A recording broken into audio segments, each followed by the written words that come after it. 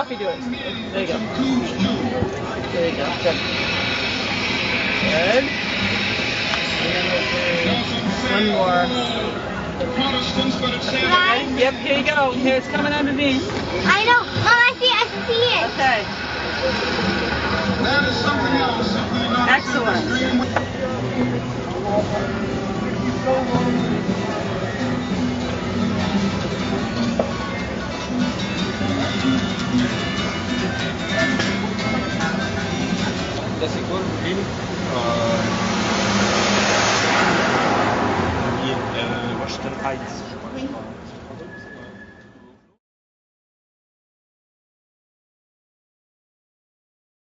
Say hi. All right, so we want to circle around this, huh? Right, yeah, if you can swing I'll it. do running stitches and then I'll, Great. I used to live on 13th Street and 3rd Avenue, the Regina Hotel. So, what's your name? Me, I'm Beverly. And you're embroidering your name? Yes, I'm trying to, as you can see. Okay. And over here we have... Hold on first, I gotta put my lipstick on. Okay. Yes. Oh, good. She said, wait a minute, I gotta She gotta put her lipstick on. She said, first I gotta look cute first. So, Beverly, where do you live? 111th and Lenox. Is that Harlem also? Is that what? Is that considered to be Harlem too? I'm not from New York. I don't know. Yes. Lately though, like you have Soho, that's Ho-Ho. Oh! Or moho. Really? Oh. It's Ho-Ho. Moho. I saw a banner out there one day. I was like, oh, get real. But Harlem is changing, so. Sure is. And in what ways is it changing? Well, when I moved up here, what was it? 18 years ago, I moved up here from Brooklyn, and nothing changed at all. But since it's starting to get very mixed, the rents are going up, things are changing a lot. So soon I may not be able to afford to live here. How long have you lived here? 19 years. Has it been changing kind of continually, or did it just sort of start? No, it's like in the last maybe 6 years, 5 or 6 years. I mean, first it was a little trickle, then it became a stream, and now it's a waterfall. I don't mind, but I do mind my rent going up.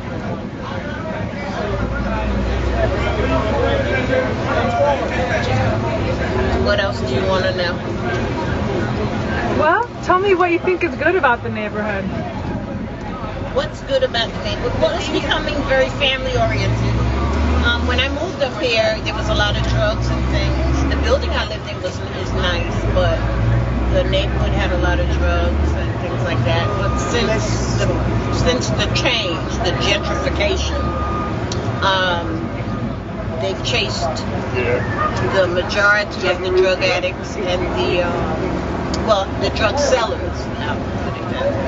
So it's gotten to be a nice place to live. Are you supposed to be reminiscing while you're sewing? Is that part of it too? You're supposed to be stressing about perfection while sewing. Can I ask you what you're embroidering there? I am embroidering a water tower as Brooklyn was shamefully left off this map, and I sort of it's been kind of adopted as sort of the symbol of Brooklyn. So sort of an iconic representation. Maps are representation, but also icons can stand in. So that's what I'm attempting to embroider at least.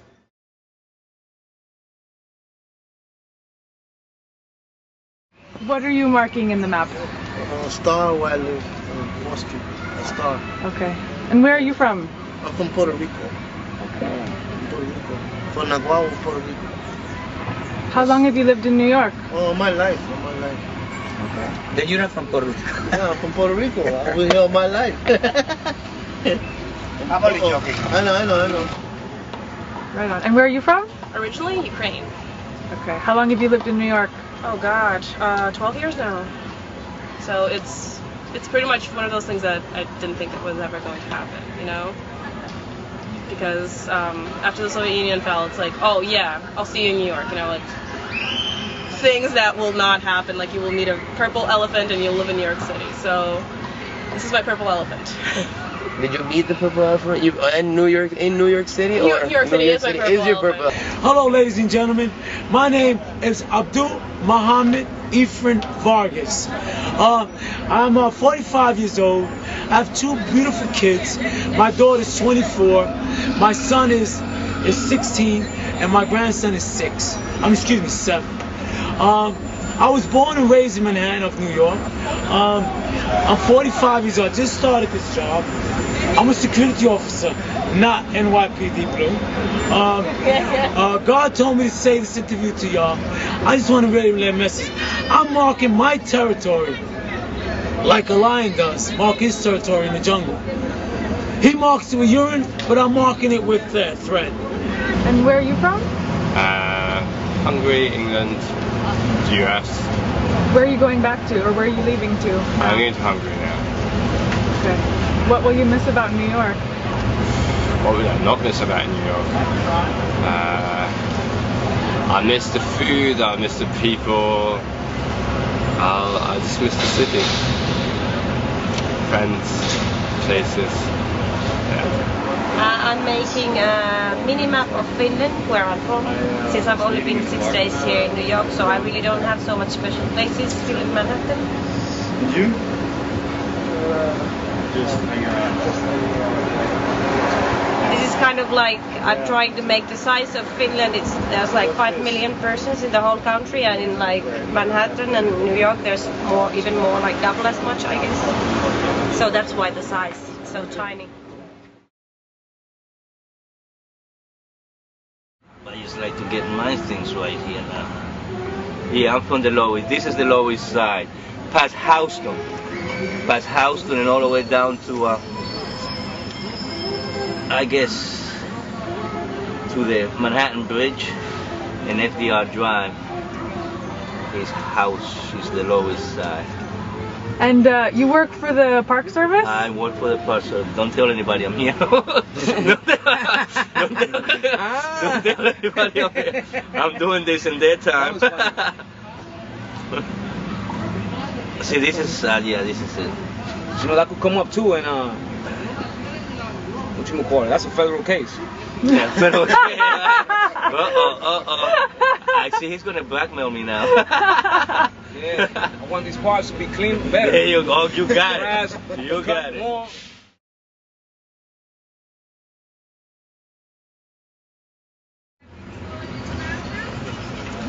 Right where we are. And why is that? Because it's a mix of everything, and through the years that has been compounded. Yet everything still survives. That's been here. I was talking to a gentleman now. He lives here down here 50 years. He's still here. He has a place in Florida, but he's here, and he has his friends, his family. So it continues, even though the changes have taken place. Gentrification is heavy here. Marking the heart of New York, which is in Sheep's Meadow in Central Park, in my opinion. And why is that? It's a spot where everybody has been in New York, and most people have enjoyed. And when you go to Central Park, a lot of times people will actually say hello, just walking by to strangers.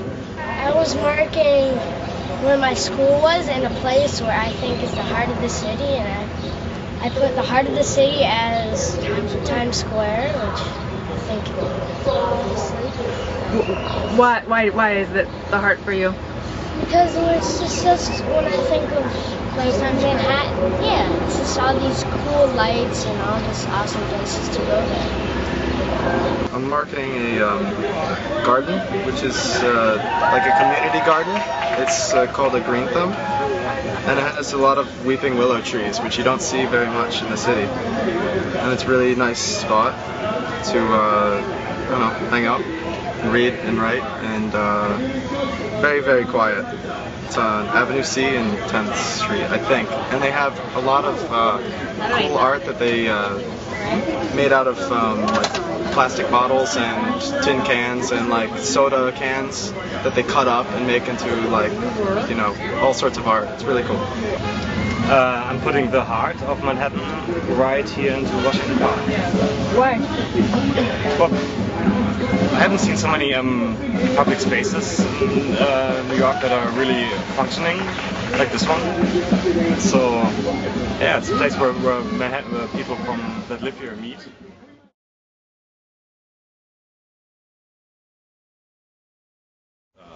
New York is known for its food, but increasingly the Upper West Side is also becoming known for its restaurants, which I think is good. It has an active street life, which I think is important to any neighborhood, is a natural street life. It's a garden called the Joseph Daniel Wilson Memorial Garden.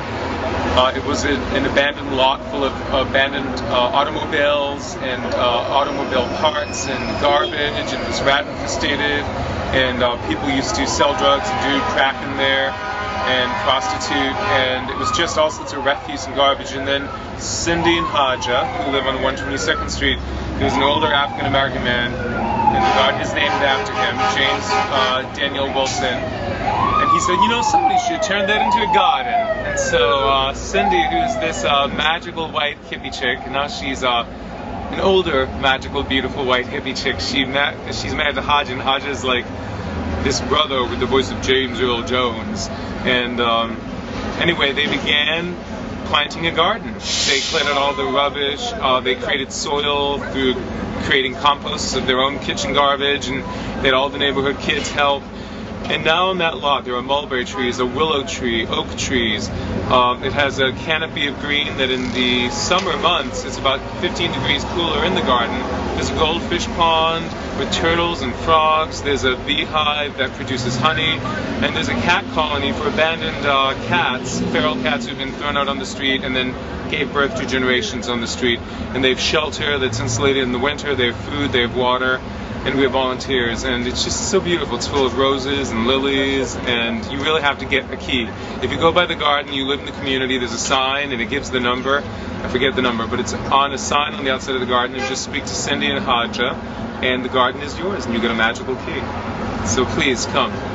I'm marking Curly's Vegetarian Lunch, which is a place of wonderful food and wonderful energy. And Curly is the most amazing, creative person and chef. Food is great. So you consider it an important element for the community? Absolutely. If, you know, every community should have a Curly's. So I'm marking Union Square, where we are right now, and I really love it because I love to come here for the stores, especially for the farmers market. I usually come here Friday mornings and walk around and see what new products people have and produce. I love getting fresh, you know, cheeses and breads and things like that, and sometimes people have really lovely artwork that I love to purchase from them, and so I'm having problems with my knot, but I've marked the spot, 5th Street and Avenue C, and I marked it with a building that's positive for the community. And the building that I marked was 5C Cultural Center. It's a really great place that has like live jazz music and great vegetarian food, and just like a really like warm communal atmosphere. So I'm marking Judson Memorial Church, which is a church just south of Washington Square Park, and it's a place where a number of different events occur that the church offers space to a wide variety of events. To the Anarchist Book Fair, to when I was growing up, they allowed a group of high school kids to organize monthly poetry readings, and they just do a whole host of progressive and radical events there.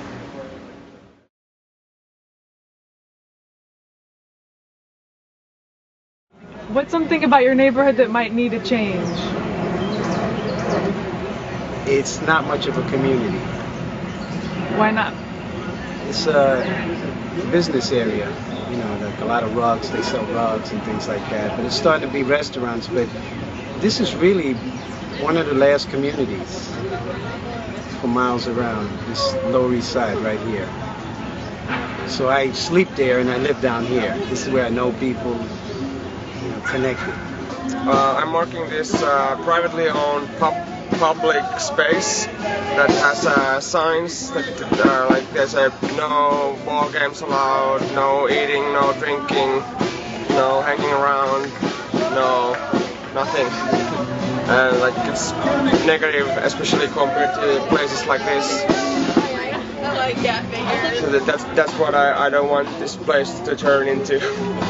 I marked a building that I find particularly offensive in the new grouping of offensive buildings, which is the big bank that came up in Astor Place and had absolutely no relationship, made no attempt to have a relationship to the rest of the community. It just went that big Chase Bank with a great deal of aggression towards the surrounding area, and I found that very offensive and still do.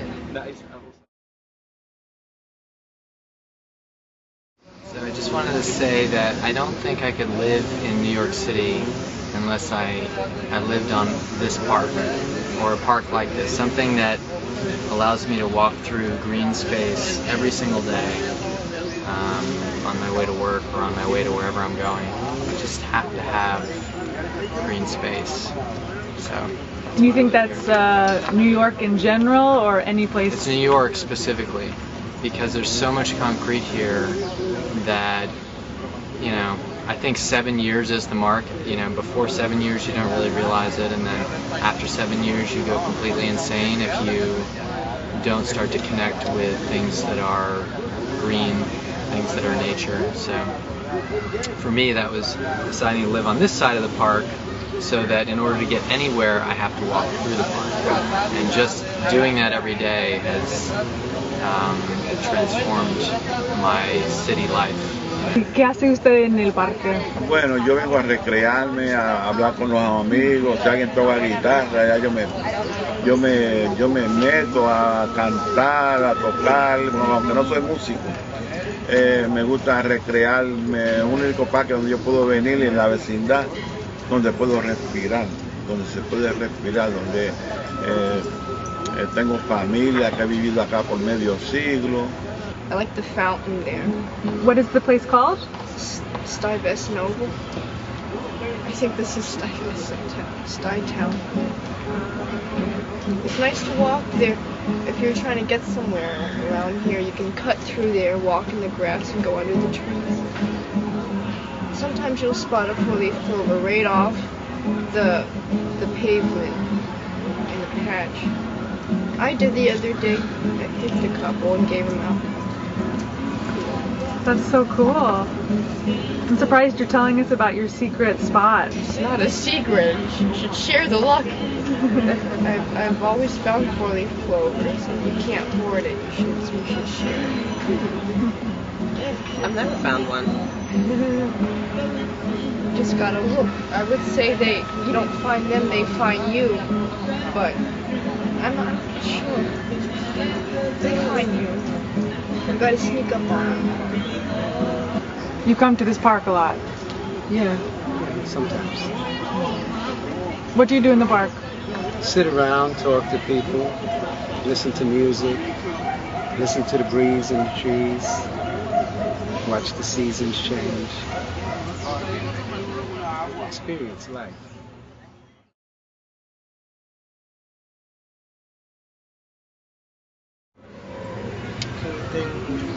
I like the Statue of Liberty. I love the Statue of Liberty. That's my favorite thing about New York City, the Statue of Liberty. The sign of freedom, freedom. I'm marking the idea next to Statue of Liberty, and so I feel, you know, whatever the symbolic of the Statue of Liberty, and I want to be next to it and it feels good. And what are you marking in the map? L'Empire State. And why? Empire Building. Yeah, because I think that is a magic place.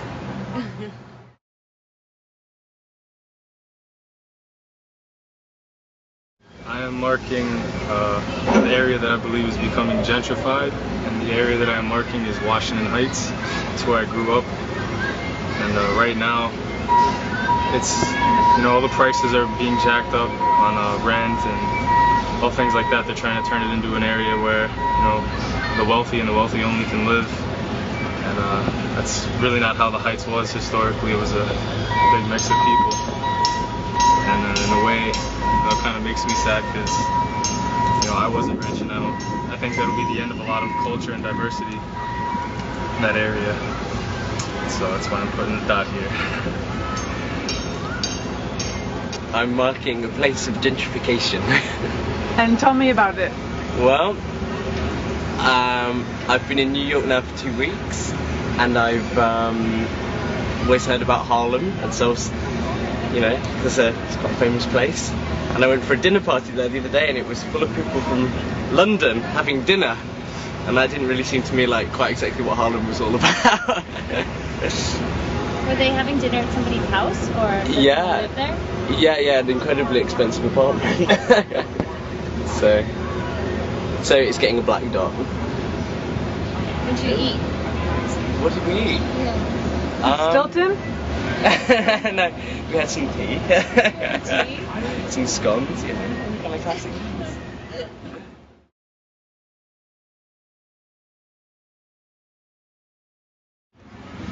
I am marking since it's September 11, I am marking the absence of the Twin Towers because they are no longer there. And one of the most special places in New York City.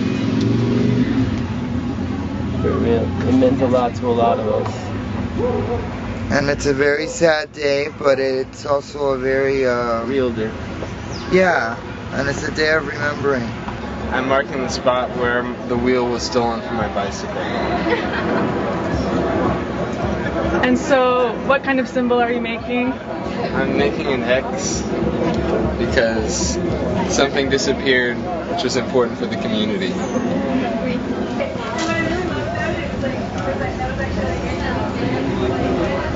Oops. The thread pulled out. I'll redo it for you. Okay. So, what's your name? My name is Andrew Jackness. And what are you marking in the map? I'm marking Zito's Bakery. I grew up in the village, and it was one of the best places for bread in New York City. It was one of the oldest stores, and unfortunately the rent got too high, and they closed the store. They couldn't afford it anymore, and I miss it very much. It was one of those bakeries where you would pull out the bread before you got home and eat it.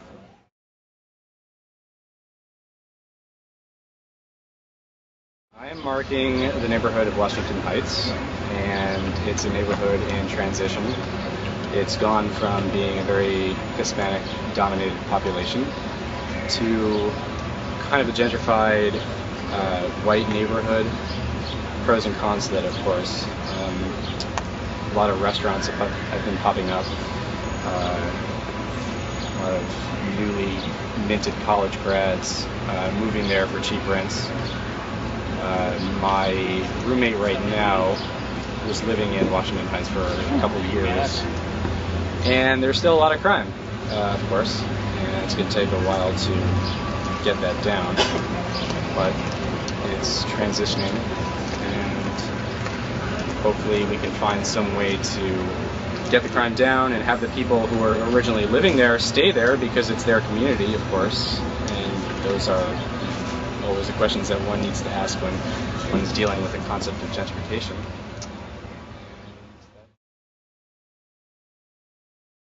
It's become too expensive, and it's just sort of become a place to make money. It used to be full of artists, and it used to be a very inexpensive place, so you could practice your art without having to worry about not being able to afford rent, which is no longer the case.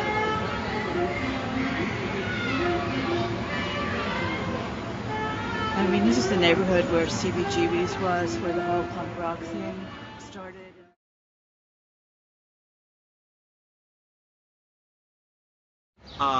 The place I'm marking in the map is a place that's been built up over time. The significance of that is the northeast portion of Central Park used to serve as a sentry point, and because it was relatively high, and you could see out into the Sound back in the late 1700s, back deep into the Long Island Sound, and that would allow the sentries to be up there to see the British warships coming from just way into the northeast area of the Long Island Sound. But over time, this whole area has been built up.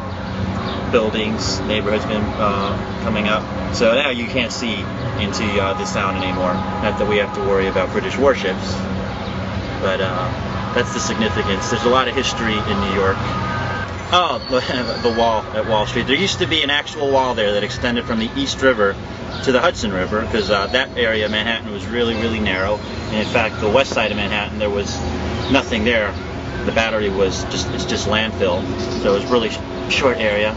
And the purpose of that wall was to keep the possible marauding Indians out coming into the South where the Dutch were, and then the British coming as well. So there was literally a wall there, hence the name Wall Street. I marked a place in Central Park. My grandfather Otto Langman was an architect and designed the base of the Hans Christian Andersen statue that sits near the boat pond in the park.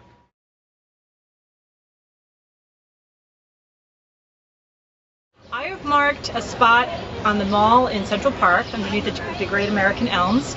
A few years ago, it was right before Christmas time, and I was going through a really rough patch in my life, and I had been walking through the park and doing some walking meditation and trying to figure out an answer to what was troubling me at the time. And I came across these two men who were sitting on a park bench on the mall, and they had a chair set up, and underneath it was a sign that said free advice.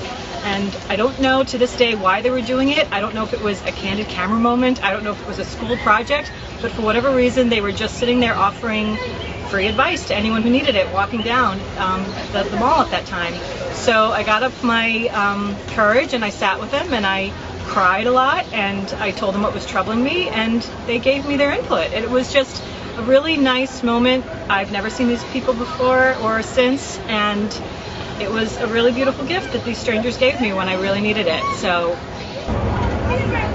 But I did have a brother that a long time ago, 94, got shot because of something stupid outside too. But he didn't live, but his kids don't know him like that. But we try to teach them and tell them about him when we see him in real life. Yeah. I'm marking in the map. This weekend is actually my anniversary with my girlfriend, and I'm marking on the map the first time and place that we were together and she kissed me. I'm marking where my dad had a barbershop back in 1925. He moved to New York in 1926. From where? He left in Bedford, Massachusetts because the Depression was starting and there was no work there, so he was a barber by trade, and he knew a friend who had a barbershop, and he bought the barbershop here, and he lived here for about 3 years, and then it got worse here, and he moved to New Jersey. So I was born in Lenox Hill Hospital. What's your name? Adriana. And I really like that hospital because it's right near the subway, so it's very convenient. So anytime I get off at that stop, it's like I get to pass by where I was born. And my mom actually went into labor while she was at the Whitney Museum, which is only 2 blocks down the street. And she remembers that she's seeing this sculpture exhibit, and it was this Scandinavian sculptor, and he had very realistic life-size sculptures of people, and then she didn't know if it was like the art that kind of set her off, and she had just had this like very large lunch, so she didn't know, but she really was going into labor, and she didn't even have to take a taxi. She just walked 2 blocks to the hospital. Oh, I am marking a place where my husband and I met at the 78th Street Pottery, which was a cooperative pottery. I think it was established sometime in the late 70s. And I began taking pottery lessons there, I think in January of 1980. And we ended up getting married in May of 1981.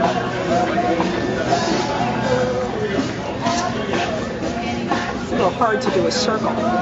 So I live on the corner of 7th Avenue and West 28th, and I think West 28th is the only remaining flower market that is changing with hotels and condos now. And I didn't want that street to disappear because I go out there and rescue the plants that's being thrown out at the end of the day. So that's very important. It's where I met a homeless man who I took home with me for the month, for the summer last year. How's that? Pretty dramatic, huh? So I'll tell you at dinner all about Jimmy. So what's your name? Pink Patty. And what are you marking in the map? I'm marking 18 West 18th Street because that's where I met and got married to my husband in 1986, June 16th, 1986. And we always go back there every year. And it's always something different, but that's where we found each other. I'm embroidering bialy, which is like a bagel, but it's Italian and has like some sauteed onions in the middle. And they're never perfectly round, sort of like, they're thinner than a bagel, and I love them. And I think you can get the best ones in Sunnyside at the Met supermarket. They're 3 for $1, and they're the best breakfast. And what you do is you toast them and then you smear them with butter. So good. Oh, love butter. And that to me tastes like New York, right? Because like basically any place in New York you can get like a piece of toasted bread or a toasted bagel or a toasted bialy, like some piece of like some roll with a coffee and milk and butter, and that's what New York tastes like to me.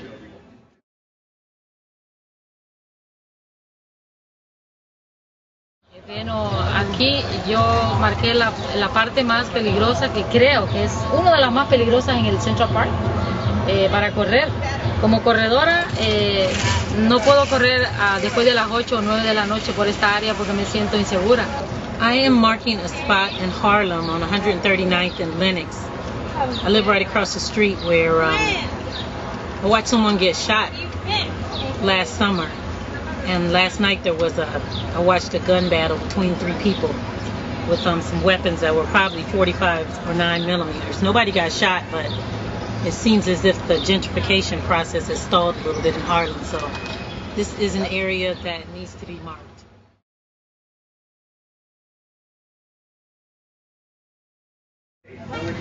My heart sucks. Oh, you can't draw a bad heart, I don't think. I've never seen a bad heart. I don't think perfect hearts are that interesting. But drawing and sewing are really 2 different things. No, it's like drawing